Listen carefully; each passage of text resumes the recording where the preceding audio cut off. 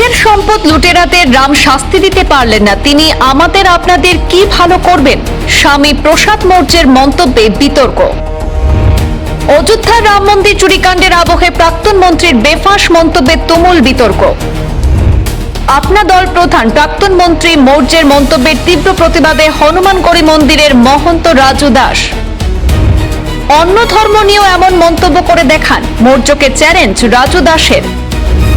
চুরিকাণ্ডের অজুহাতে সনাতন ধর্ম ও হিন্দুত্বকে নিশানা করা হচ্ছে বলে অভিযোগ। মৌর্যের বিরুদ্ধে অবিলম্বে কঠোর আইনি ব্যবস্থার দাবি রাজু দাস মহন্তের। চুরির ঘটনা আগে থেকেই জানা ছিল, তবু মামলা করেনি রাম মন্দির ট্রাস্ট, বাড়ছে রহস্য। রাম মন্দির ট্রাস্টের সদ্য পদত্যাগী সম্পাদক চম্পত রায়ের বয়ান নিল এসআইটি। রাম মন্দির ট্রাস্টের সদস্যদের অযোধ্যা থেকে নিষেধাজ্ঞা পুলিশের।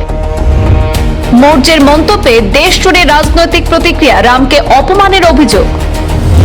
রাম মন্দিরের চুরিকাণ্ডের সিবিআই তদন্ত চেয়ে জনস্বার্থ মামলা গড়িয়েছে সুপ্রিম কোর্টেও।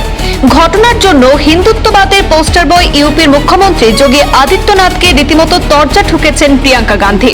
শুধু ধরলেই হবে না, মানুষের দানের টাকা যারা দায়িত্বে রয়েছে তাদেরকে জবাবদিহি করতে হবে বলে মন্তব্য করেছেন ওয়েনারের সাংসদ প্রিয়াঙ্কা গান্ধী ভোত্রা।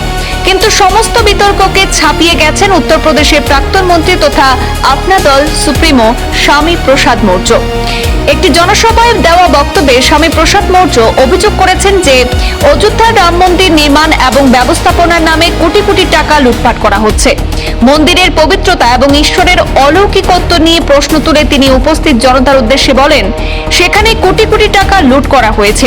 লুটেরারা স্বয়ং রামের মন্দির থেকেই টাকা চুরি করে নিয়ে গেল। কিন্তু ভগবান রাম যদি নিজের ঘরের সেই লুটেরাদেরই শাস্তি দিতে না পারেন, তবে তিনি আপনাদের মতো সাধারণ মানুষের কি ভালো করবেন? স্বামী প্রসাদ মৌর্যের এই মন্তব্য সোশ্যাল মিডিয়ায় ছড়িয়ে পড়ার পরপরই বিভিন্ন রাজনৈতিক মহলে তীব্র প্রতিক্রিয়া দেখা দিয়েছে। ভগবান রাম এবং রাম মন্দির নিয়ে করা আপত্তিকর মন্তব্যের জেরে স্বামী প্রসাদ মৌর্যকে তীব্র আক্রমণ করে হনুমানগড়ি মন্দিরের পুরোহিত রাজু দাস মহন্ত তাকে অন্যান্য ধর্ম সম্পর্কেও এই ধরনের মন্তব্য করার চ্যালেঞ্জ ছুঁড়ে দেন।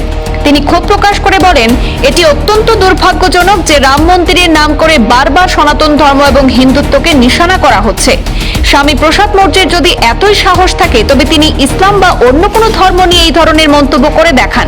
তিনি কেবল সনাতন ধর্ম নিয়েই কথা বলেন, কারণ আমরা হিন্দু এবং আমরা শান্ত থাকি, কোনো পাল্টা আঘাত করি না।